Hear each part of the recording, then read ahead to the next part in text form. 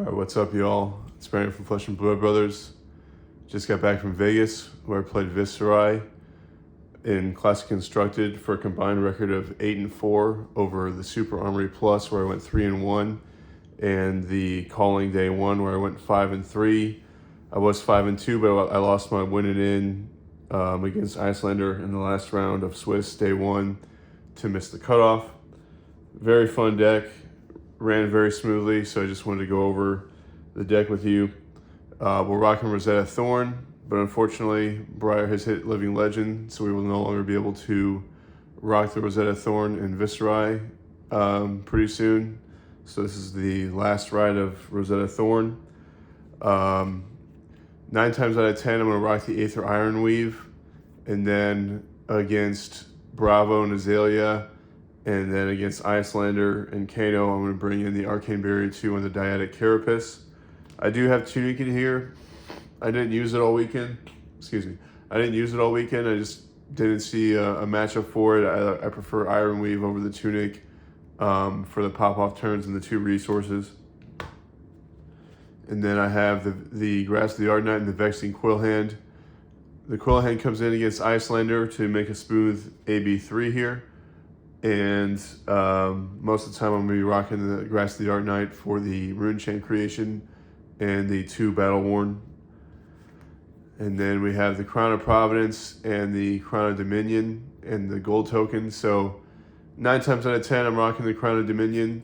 I will rock the Crown of Providence and take out my cash-ins against Azalea and Bravo and rock the Fridge instead. But yeah, 9 times out of 10 I'm rocking that Crown of Dominion and the gold token and the cash-ins. So without further ado, the reds here, there's 30 reds in the main board. You got your red Mauvrion Skies. Mauvrion Skies is the engine of the deck essentially. You're gonna pitch a blue, play Mauvrion Skies, pitch a blue, play a 2-cost attack and swing with Rosetta Thorn. So we're rocking 3 red Mauv Skies, Runeblade staple. 3 Mordred Tide. These are going to be one of your power cards for your big power turns, especially if it involves your cash-in turn. You're just going to be creating a shitload of rune chants when you combine this with Revel and Rune Blood, Spellblade Assault, and everything else that makes rune chants in this deck. We have 3 Rattle Bones here. Rattle Bones is excellent for targeting Swarming Gloomveil. So you essentially pitch a blue, Swarming Gloomveil for 3 or 4 go again, and then Rosetta Thorn. So big value play. Rattle Bones is huge, and Rattle Bones for Swarming Gloomveil combined with like a Mordred Tide turn have won me numerous games. Read the runes. I rock 3 because I like to go first, and when I'm first, I like to use Become the Arknight to pull out a Read the Runes and just start my game with rune chants on the board, ready to rock and roll. But most of the time, you can also use your Spellbound Creepers to instant this in before the end of your turn to start your next turn with 3 rune chants or 4 rune chants when you trigger Viserai's ability with it. Revel and Runeblood, another one of your powerhouse cards. Most of the time, you're going to be creating 5 rune chants because of Viserai's ability plus this. And then when you have Mordred Tide rocking, you're going to make 7 rune chances just by playing this card. So that's incredible value and just amazing card. Wins you games. I also rock 2 Runeblud Incantations for the on-demand at the start of your turn rune chain creations. So it just makes the deck more consistent, and it makes things like Amplify the Arknight much easier to play. So coming up on the attacks now, 3 Amplify the Arknight. It has the natural 6 power against Phantasm, and also when you combine it with cards like Runeblud Incantation, this 3 cost becomes a 2 cost. So then it fits your curve of pitching a blue, playing Mauvrion Skies, playing Amplify the Arknight, and swinging with Rosetta Thorn off a single blue pitch. Very good, solid card. I rock 1-time Rune Flash. Just 1 because you have Swarming Gloomveil for the wide turns. But that one-time Rune Flash can be a good Rattle Bones target, and really it's best when it's just free, when you have a lot of rune chants already floating around. So that's why I only rock one, just to not cloak up my hands. Shrill of Skullform red. This is your best attack for Mauvrion Skies, because that's going to be coming in for 7 no matter what during a Mauv Sky turn. And 7 is a great breakpoint to get some equipment from your opponent and threaten that hit trigger from Mauvrion Skies. And then, yeah, of course, you're going to follow it up with Rosetta Thorn. Spellblade Assault. Excellent pairing with Mordred Tide turns, because you're going to create 3 rune chants instead of 2. And also 2 more from Viserai's ability. So you'll have 5 rune chants behind this. So you can use Mauvrion Skies, Spellblade Assault, and Rosetta Thorn for a big split damage turn. And then Swarming Gloomveil is the Rattle Bones MVP. But again, it's going to be 9 times out of 10, it's going to be 4 go again for 0 resources, which is great. And it's going to help you go wide on those turns and really combine well with things like Mordred Tide and Cash In to really just keep your turn going and play all the cards out of your hand. For the yellows, we have 6. So we have the yellow Mauvrion Skies, because again, Mauvrion Skies is our glue, is our engine. And then we have 3 Cash-Ins. So we rock this with the Crown of Dominion to destroy our gold and draw 2 cards for no resources. And then once your gold is used, most of the time I'm going to be blocking or pitching with these yellows anyway. So no harm, no foul there. But you do want to run 3, because you don't want to close a game with your gold token still in play. You want to use that cash in, use it early, use it often. And blues, we are rocking at all times 24 blues. Why? Because we need a blue to pitch with Mauvrion Skies and our 2-cost attacks to follow up with Rosetta Thorn.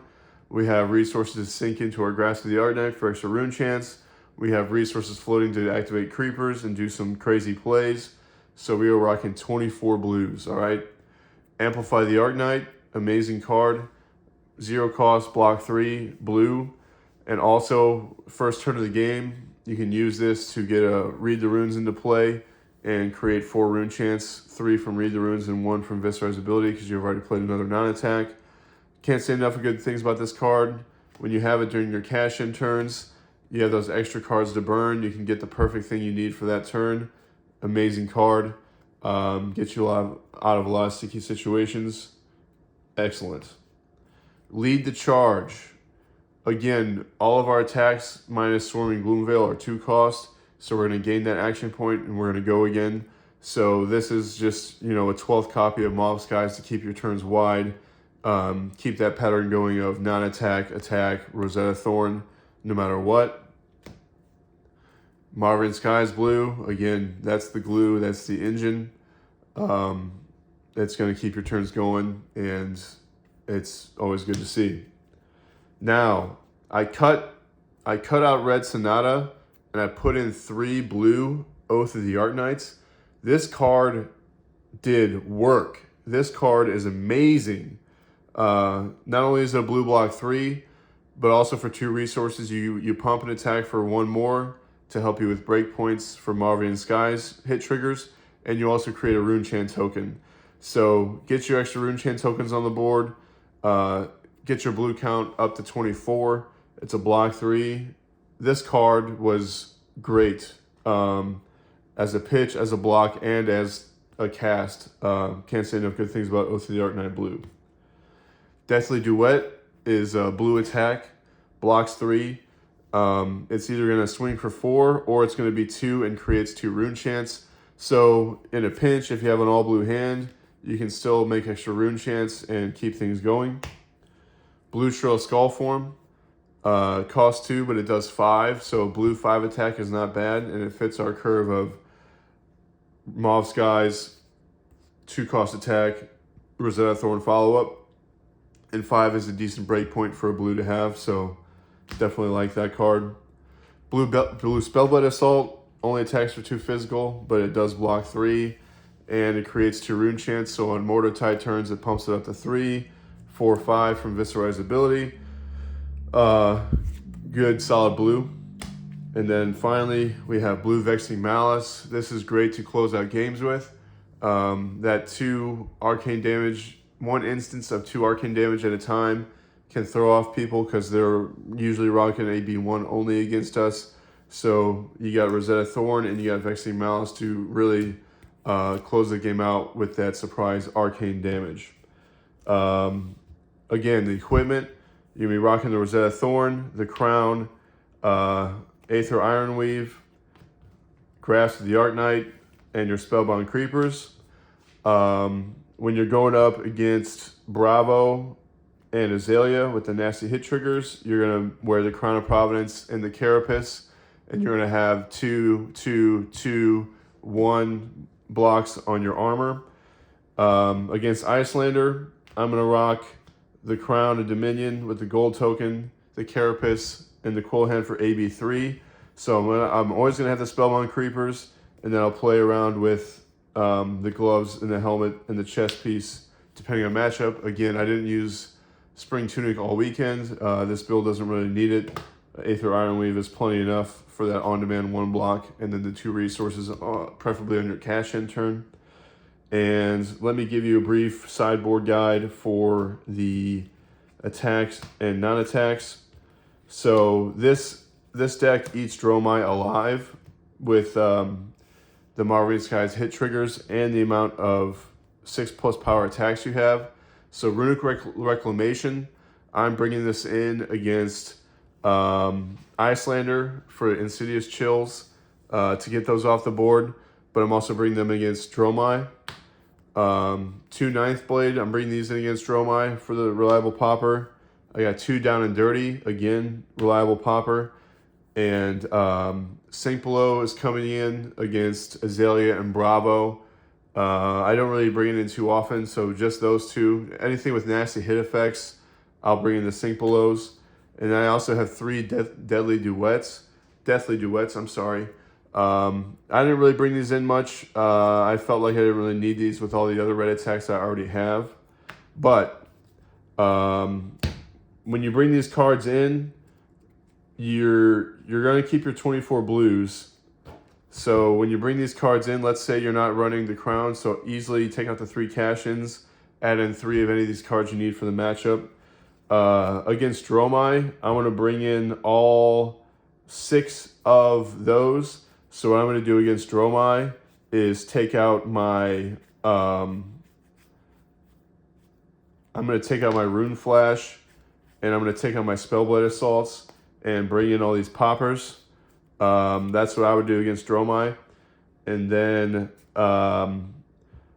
against Icelander, it's pretty much maybe take out 2 Spellblade Assault, or take out like 1 Rune Flash and a Spellblade Assault to get these Runic Reclamations in, and everything else is going to stay the same. So it's very versatile, very easy. Each Dromai alive. I did not lose to a single Dromai all weekend. I went 1 and 2 against Icelander, but all 3 1 and 2 against Icelander. The game I won against Icelander, I smashed her. My 2 losses to Icelander are always very, very incredibly close. Very, very incredibly close. So this deck performed quite well for me. It's pretty straightforward. It's kind of hard to mess up. And I think it's one of the best ways to play Viserai right now. It's very consistent. The deck was humming a lot. Big thanks to 24 Blues. I always had the resources I needed to Mauvrion Skies, 2 power attack, Rosetta Thorn swing.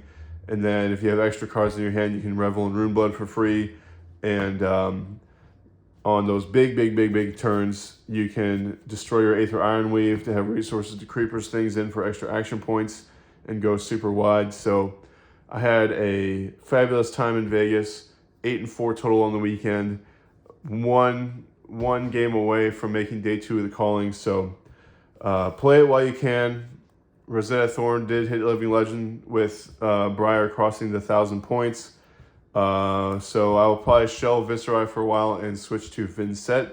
So look forward to some Vinset content coming in the future. Hope you enjoyed. If you have any questions about the deck, please let me know and I'm happy to help you. And enjoy Viserai one last time before the Rosetta Thorn changes things significantly.